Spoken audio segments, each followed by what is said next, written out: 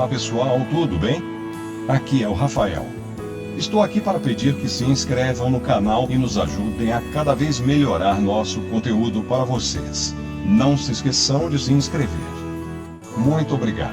E um time especial para vocês. Segue o vídeo. Fui.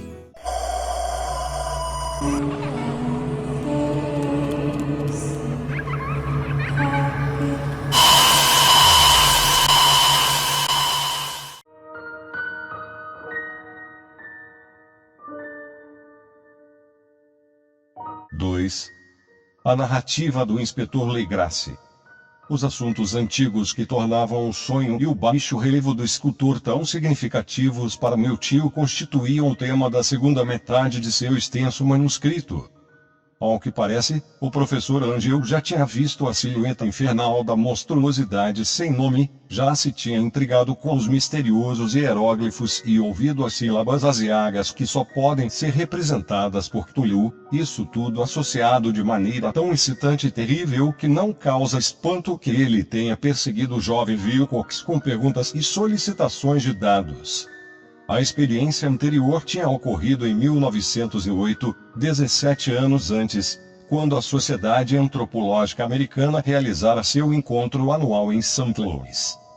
O professor Angel, como convinha a alguém com sua autoridade e suas realizações, teve um papel destacado em todas as deliberações, e foi um dos primeiros a ser abordado por diversos leigos que aproveitaram a convocação para formular perguntas querendo respostas corretas e problemas para uma solução especializada. O principal desses leigos, e, dentro em pouco, o centro de interesse de todos os participantes, era um homem de meia idade e aparência comum que tinha vindo de Nova Orleans atrás de informações especiais impossíveis de obter junto a alguma fonte local. Chamava-se John Raymond Legrasse e era, de profissão, inspetor de polícia. Trouxera consigo o motivo de sua visita, uma estatueta de pedra, grotesca, repulsiva e, ao que tudo indica, muito antiga, cuja origem não conseguira determinar. Não se deve supor que o inspetor Legrasse tivesse o menor interesse em arqueologia. Ao contrário, seu desejo de esclarecimento era movido por considerações estritamente profissionais. A estatueta, ídolo, fetiche, ou seja lá o que fosse, fora capturada há alguns meses antes nos pântanos arborizados ao sul de Nova Orleans. Durante uma batida a uma suposta reunião voodoo, e os ritos a ela associados eram tão extraordinários e repulsivos que a polícia não pôde deixar de concluir que tinha topado com um culto demoníaco totalmente desconhecido e muito mais diabólico do que os mais tenebrosos círculos de voodoo africanos. Sobre a sua origem, afora as histórias desencontradas e inacreditáveis extraídas dos praticantes capturados, não se haveria de descobrir absolutamente nada, o que explicava a ansiedade da polícia por qualquer sabedoria arcaica que a ajudasse a situar o pavoroso símbolo e, através dele, a reconstituir a origem do culto. O inspetor Legrasse não estava preparado para a sensação que seu oferecimento provocou. Bastou uma vista ao objeto para colocar os homens de ciência em estado de tensa excitação, e sem demora eles se aglomeraram ao seu redor para examinar a diminuta figura cuja absoluta estranheza e seis aparência de antiguidade abissal sugeriam poderosamente panoramas arcaicos e fechados. Nenhuma escola de escultura identificável havia inspirado o terrível objeto, mas, entretanto, centenas, milhares de anos, talvez, pareciam gravados na superfície turva e esverdeada da pedra inclassificável. A estatueta, que foi sendo passada com vagar de mão em mão para um estudo mais cuidadoso, tinha 7 a 8 polegadas de altura e um acabamento artístico raro. Representava um monstro de perfil meio antropóide, mas com uma cabeça de polvo com um amontoado de tentáculos per face e um corpo coberto de escamas aparentemente elástico, garras prodigiosas nas patas dianteiras e traseiras, e asas longas e estreitas nas costas. A coisa, que parecia animada de uma malignidade terrível e apavorante, tinha corpo um tanto estufado e estava acocorada em um pedestal, ou bloco retangular, com inscrições indecifráveis. As pontas das asas tocavam na borda escura do bloco, o traseiro ocupava o centro, enquanto as garras longas e curvas das patas traseiras dobradas agarravam a borda frontal e se prolongavam até um quarto da distância até a base do pedestal. A cabeça cefalópode estava curvada para a frente de tal forma que as pontas dos tentáculos faciais raspavam nos dorsos das patas dianteiras que se apoiavam nos joelhos erguidos da figura acocorada. Ela dava uma impressão geral de estar viva, e era ainda mais assustadora por sua origem ser tão absolutamente desconhecida. Sua antiguidade imensa, espantosa e incalculável era inegável, embora ela não revelasse qualquer ligação com algum tipo de arte da aurora da civilização, ou, mesmo, de alguma outra era. Em contrapartida, o próprio material de que era feita constituía um mistério, pois a pedra lisa preto esverdeada com suas listras ou estrias douradas ou iridescentes não se assemelhava a nada que a geologia ou a mineralogia conhecessem.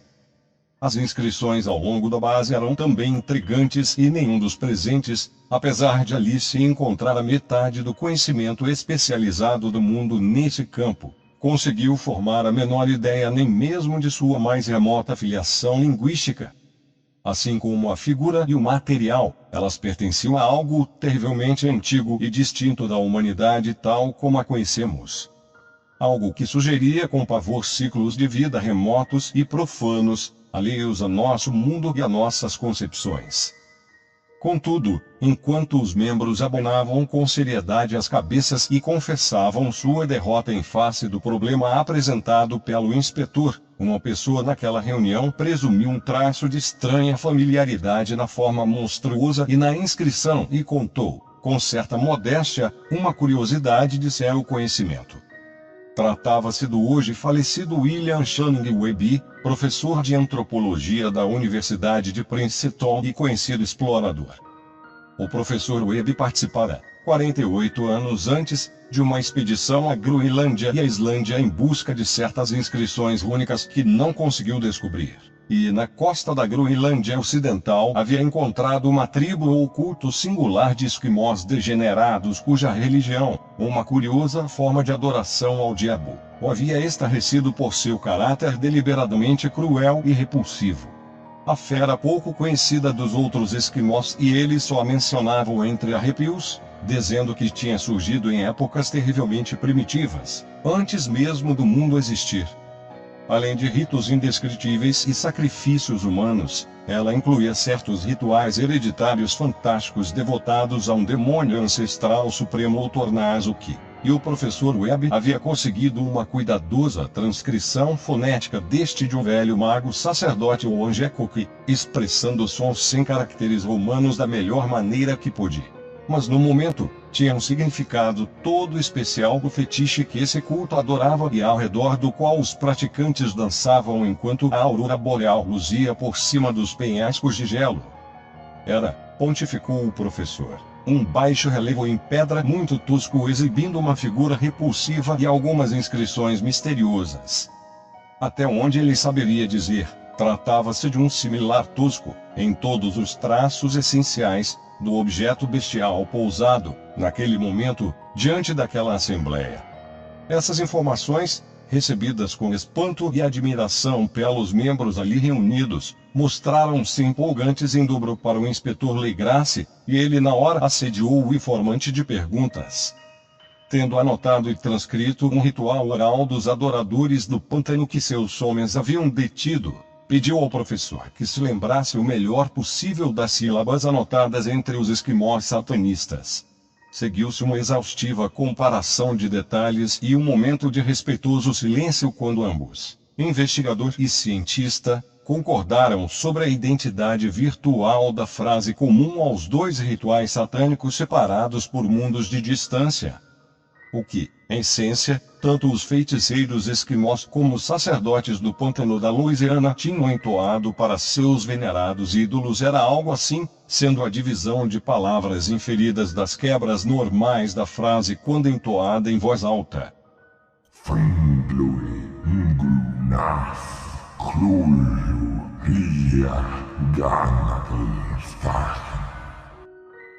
Legrasse estava um passo à frente do professor Webb, pois vários de seus prisioneiros mestiços tinham repetido para ele o que os celebrantes mais velhos lhes tinham dito sobre o significado das palavras. Esse texto dizia algo assim: em sua morada em RLE, o morto que lhe espera sonhando. Então, atendendo a um pedido geral e insistente, o inspetor Legrasse contou, da forma mais completa possível, sua experiência com os adoradores do pântano, contando uma história que, como pude observar, meu tio atribuiu um significado profundo. Ela sugeria os mais alucinados sonhos dos criadores de mitos e teosofistas, e revelava um espantoso grau de imaginação cósmica em mestiços e párias. Lacustre e Pantanosa ao sul. Os poceiros da região, em sua maioria descendentes primitivos mas de boa índole dos homens de Lafite, estavam tomados de mais absoluto pavor por uma coisa desconhecida que se aproximara furtivamente deles durante a noite. Parecia voodoo, mas voodoo de um tipo mais terrível do que todos que conheciam, e algumas mulheres e crianças tinham desaparecido desde que o tantã maléfico começara seu batimento incessante no coração dos bosques escuros e assombrados onde ninguém se aventura. Havia gritos insanos de uivos angustiados, cantos de arrepiar a alma e chamas diabólicas dançantes, e, prosseguiu o assustado mensageiro, que as pessoas não podiam mais suportar. Assim, um corpo de 20 policiais que lotava 2 veículos e o automóvel partiu ao entardecer, levando o trêmulo poceiro como guia. No final da estrada transitável eles apearam e chapinharam muitas milhas em silêncio e pelos terríveis bosques de ciprestes onde o dia não penetrava. Raízes pavorosas e festões pendentes e malignos de musgo espanhol os cercavam e, de vez em quando, um amontoado de pedras úmidas ou fragmentos de alguma parede apodrecida intensificavam, com sua sugestão de moradia mórbida, o sentimento de depressão que cada árvore retorcida e cada ilhota musgosa se combinaram para produzir. Finalmente despontou o povoado de poceiros, um amontoado de casebres miseráveis. E moradores histéricos vieram correndo aglomerar-se em volta do grupo de lanternas balouçantes.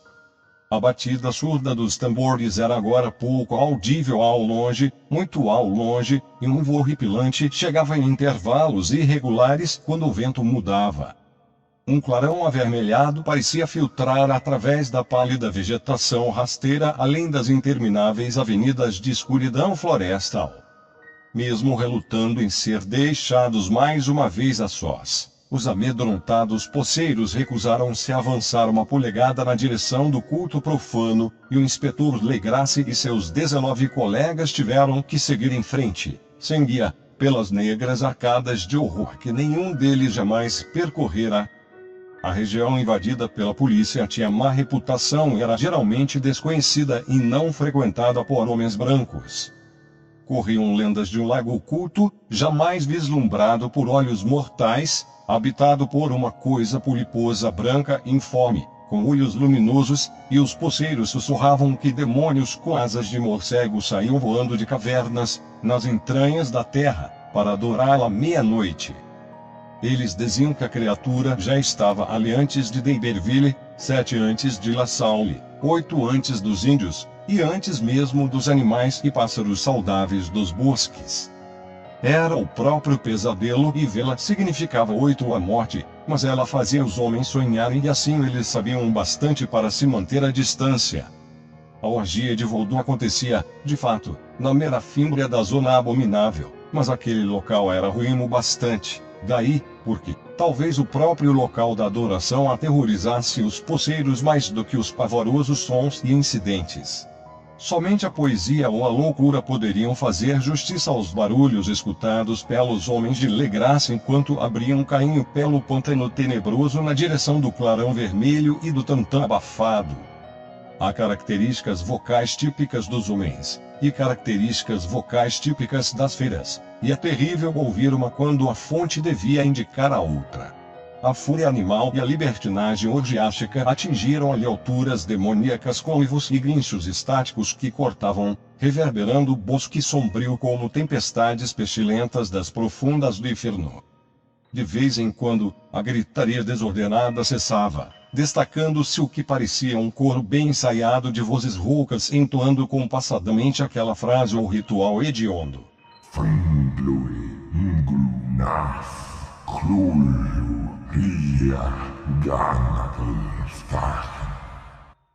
Atingindo um ponto onde o arvoredo era menos denso, os homens toparam de repente com a visão do próprio espetáculo.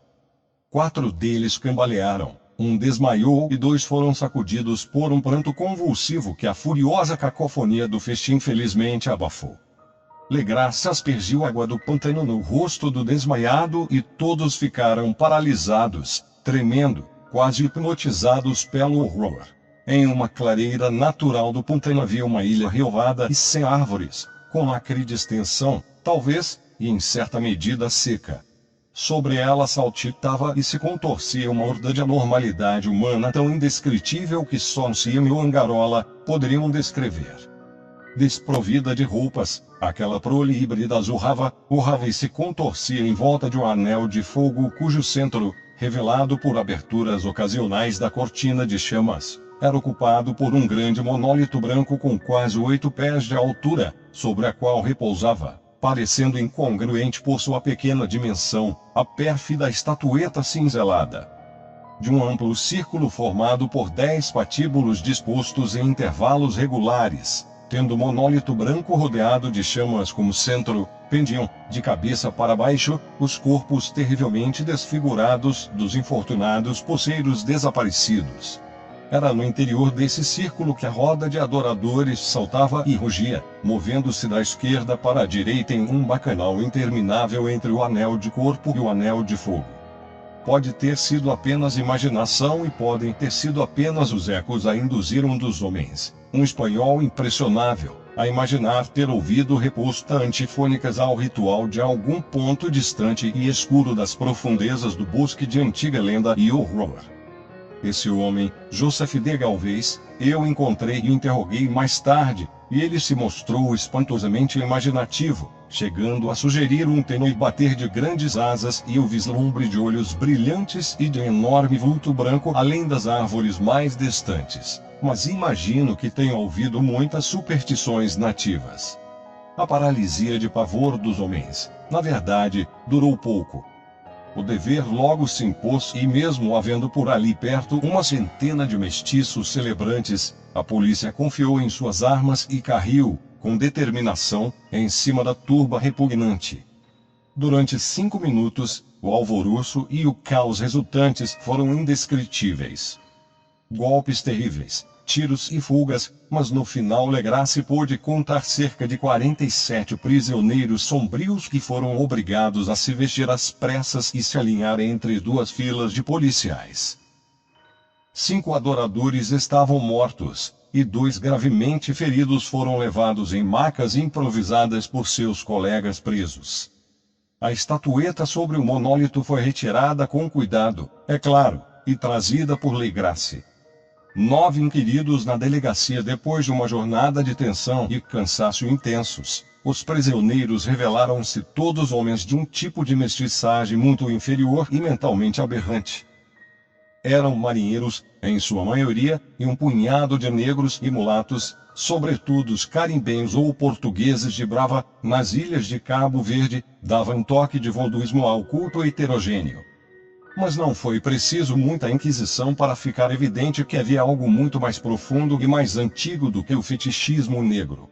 Degradadas e ignorantes como eram, as criaturas defendiam, com surpreendente consistência, a ideia central de sua abominável fé. Eles adoravam, assim disseram, os grandes antigos que viveram muitas eras antes de existirem os homens, e que tinha vindo do céu para o mundo jovem. Esses antigos já tinham partido para o interior da terra e o fundo do mar, mas seus corpos mortos tinham revelado seus segredos em sonhos aos primeiros homens, que criaram um culto que jamais deixara de existir. Aquilo que praticavam era esse culto, e segundo os prisioneiros ele sempre existira e sempre existiria, escondido em desertos remotos e lugares sombrios espalhados pelo mundo até o dia em que o grande sacerdote Cthulhu, saindo de sua tétrica morada na imponente cidade submarina de Errlia, emergeria e colocaria a Terra novamente sob seu jugo. Algum dia ele conclamaria, quando as estrelas estivessem preparadas, e o culto secreto estaria pronto para libertá-lo. Até lá, nada mais deveria ser dito. Havia um segredo que nem a tortura poderia extrair. A humanidade não era de modo algum a única das coisas conscientes da Terra, pois emergiam vultos da escuridão para visitar os poucos fiéis. Mas esses não eram os grandes antigos. Nenhum homem jamais vira os antigos. O ídolo cinzelado era o grande Cthulhu, mas ninguém saberia dizer se os outros eram exatamente iguais a ele. Ninguém conseguira ler a antiga inscrição, mas as coisas eram transmitidas de boca em boca. O ritual entoado não era o segredo, esse jamais era dito em voz alta, apenas sussurrado. O canto significava apenas isto: em sua morada em Errlia, o morto Cthulhu espera sonhando. Somente 2 dos prisioneiros foram considerados sãos o bastante para a forca e o resto foi confiado a várias instituições. Todos negaram que a matança tinha sido feita pelos alados negros que tinha vindo até eles de seu imemorial ponto de encontro no bosque assombrado. Mas daqueles aliados misteriosos, não se pôde jamais obter um relato coerente.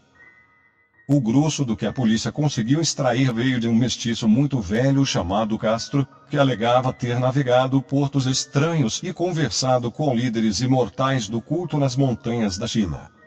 O velho Castro recordou fragmentos da odiosa lenda que fizeram empalidecer as especulações dos teosofistas e faziam o homem e o mundo parecerem recentes e transitórios. Durante muitas eras, outras criaturas governaram a Terra, e elas tinham construído grandes cidades. Restos delas, segundo lhe disseram os chineses imortais, ainda poderiam ser encontrados como pedras ciclópicas em ilhas do Pacífico. Elas todas tinham desaparecido vastas eras antes dos homens chegarem, mas certas artes poderiam revivê-las quando as estrelas girassem novamente para as posições certas no ciclo da eternidade. Elas próprias, na verdade, tinham vindo das estrelas, e trazido suas imagens consigo. Os grandes antigos, prosseguiu Castro, não eram totalmente de carne e sangue. Tinham forma, pois não prova essa estatueta estrelada. Mas essa forma não era feita de matéria. Quando as estrelas estivessem posicionadas, eles podiam saltar de mundo para mundo, céu afora, mas quando as estrelas estavam na posição errada, não podiam viver. Mas embora não vivessem mais, eles jamais podiam realmente morrer. Jaziam em casas de pedra em sua grande cidade de Errlia, preservados pelos feitiços do poderoso Cthulhu para uma gloriosa ressurreição quando as estrelas e a terra estivessem mais uma vez prontas para eles. Mas a essa altura, alguma força exterior teria de agir para libertar seus corpos. Os encantamentos que os mantinham intactos também os impediam de dar o passo inicial, e eles só podiam ficar deitados, despertos, no escuro, e pensar, enquanto incontáveis milhões de anos transcorriam. Sabiam tudo o que se passava no universo, mas se comunicavam por transmissão de pensamentos. Mesmo agora eles conversavam em seus túmulos. Quando, depois de infinidades de caos, surgiram os primeiros homens, os grandes antigos falaram aos mais sensíveis deles, moldando seus sonhos, pois só assim sua linguagem conseguia atingir as mentes carnais dos mamíferos. Então, sussurrou Castro, aqueles primeiros homens criaram o culto em torno de pequenos ídolos que os grandes lhes mostraram, ídolos trazidos de estrelas escuras para zonas sombrias. Esse culto não morreria jamais até que as estrelas estivessem de novo em posição e os sacerdotes secretos tirassem o grande Cthulhu de sua sepultura para reanimar seus súditos e recuperar seu domínio sobre a terra.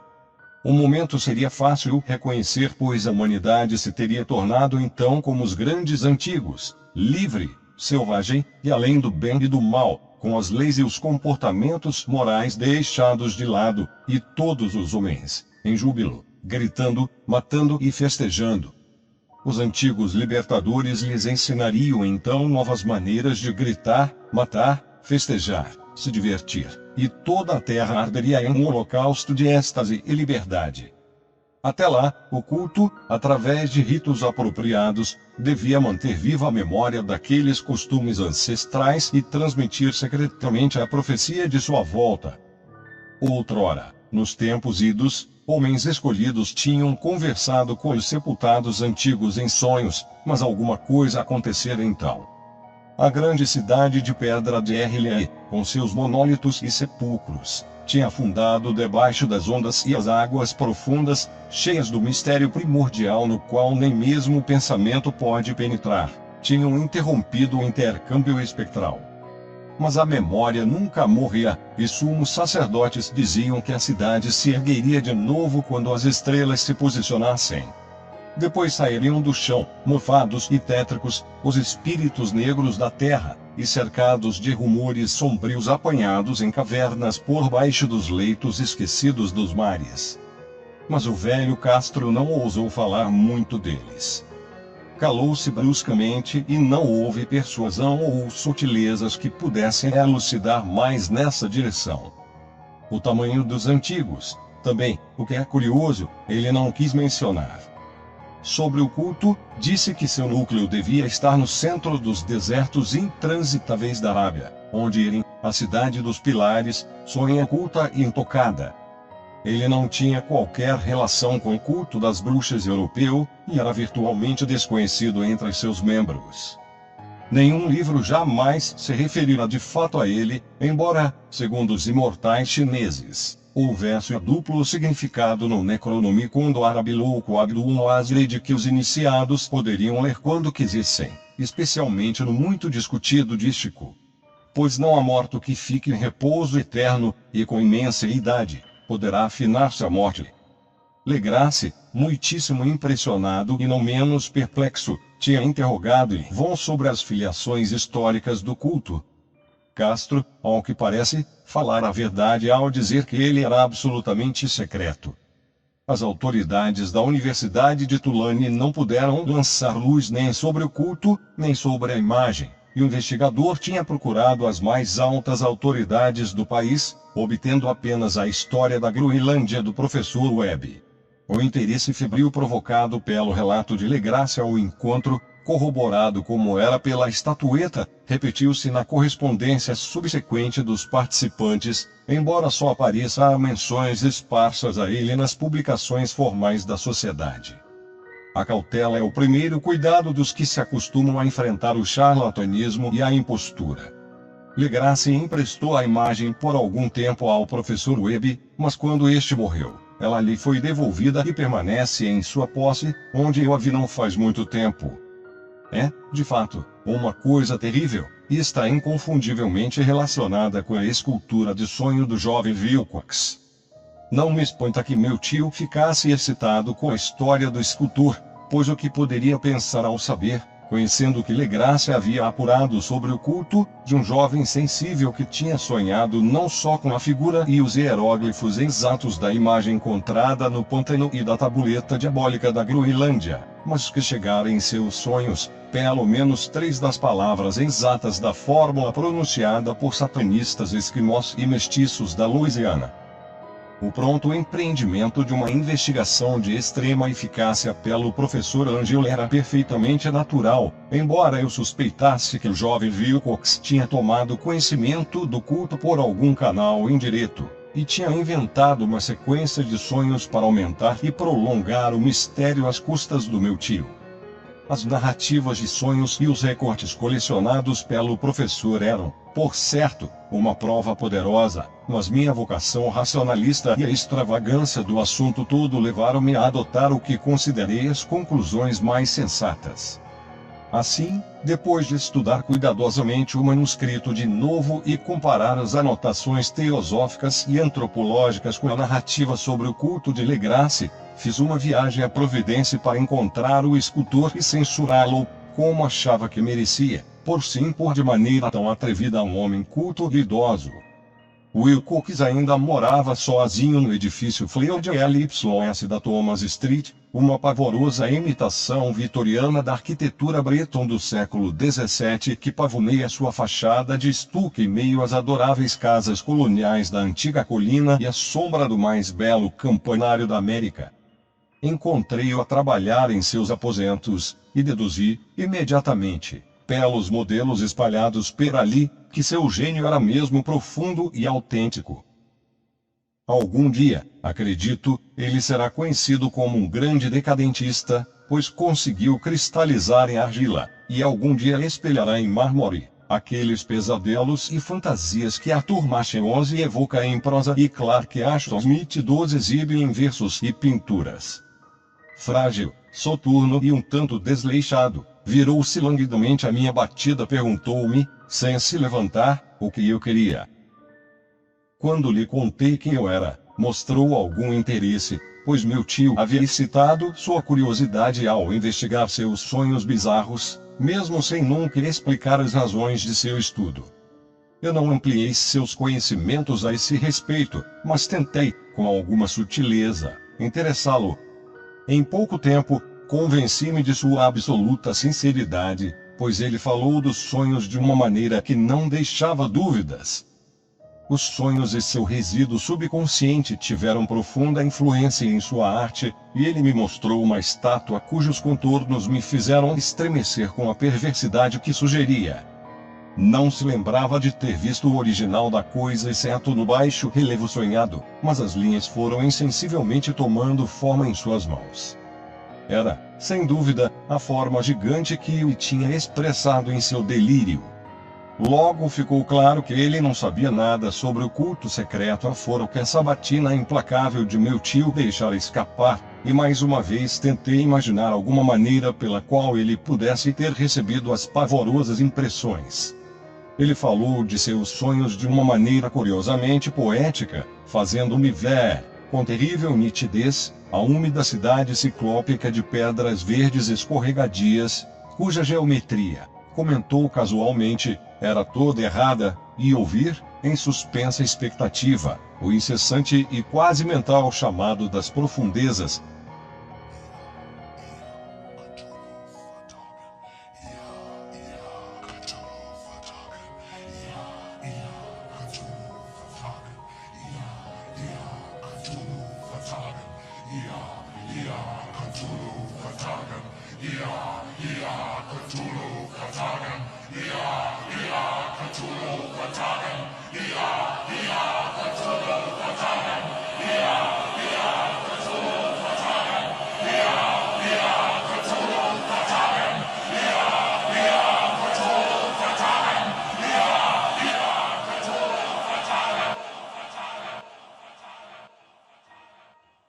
Essas palavras eram em parte do terrível ritual que falava da vigília em sonho do falecido Cthulhu em sua cripta de pedra RLE, e fiquei profundamente comovido a despeito de minhas crenças racionais. Wilcox, com certeza, ouvira falar do culto de maneira casual e logo se esquecera dele em meio à profusão de leituras e fantasias também excêntricas. Mais tarde, sendo muito impressionável, aquilo tinha encontrado expressão subconsciente em sonhos, no baixo relevo e na terrível estátua que eu agora tinha diante de mim, de forma que sua imposição sobre meu tio tinha sido muito inocente. O jovem era de um tipo um tanto afetado e um tanto rude ao mesmo tempo, de que eu jamais poderia gostar, mas eu já me sentia inclinado a admitir seu gênio e sua honestidade. Despedi-me amistosamente, desejando-lhe todo o sucesso que seu talento promete. A questão do culto continuava a me fascinar, e às vezes eu tinha vislumbres de glória pessoal com as pesquisas sobre sua origem e suas conexões. Visitei Nova Orleans, conversei com Legrasse e outros participantes daquela antiga batida policial, vi o ídolo assustador e cheguei a inquirir os prisioneiros mestiços sobreviventes. O velho Castro, infelizmente, morrerá há alguns anos. O que eu vi de forma tão vívida de primeira mão, conquanto apenas confirmasse em detalhes o que meu tio tinha escrito, animou-me de novo, pois me parecia estar na pista de uma religião muito real, muito secreta e muito antiga, cuja descoberta faria-me um antropólogo ilustre. Minha atitude ainda era toda materialista, tomara ainda fosse, e desconsiderei com perversidade quase inexplicável a coincidência entre as anotações dos sonhos e os curiosos recortes colecionados pelo professor Ângelo. Uma coisa de que comecei a suspeitar, e que agora temo saber, é que a morte de meu tio não fora natural. Ele caíra em uma rua enladeirada e estreita que levava ao antigo cais coalhado de mestiços estrangeiros, depois do esbarrão involuntário de um marinheiro negro. Eu não me esquecera do sangue misto e das atividades marinhas dos membros do culto em Louisiana, e não me surpreendia ficar sabendo de métodos secretos e agulhas envenenadas, tão implacáveis e tão ancestralmente conhecidas quando os ritos e crenças eram secretos. Legrasse e seus homens, é verdade, não tinham sido afetados, mas na Noruega, um certo marinheiro que vira tais coisas está morto. As investigações mais profundas de meu tio, depois de obter os dados do escultor, não poderiam ter chegado a ouvidos sinistros. Creio que o professor Ângelo morreu porque sabia demais, ou porque, provavelmente, viria a saber demais. Resta saber se serei como ele se foi, pois também sei muito agora.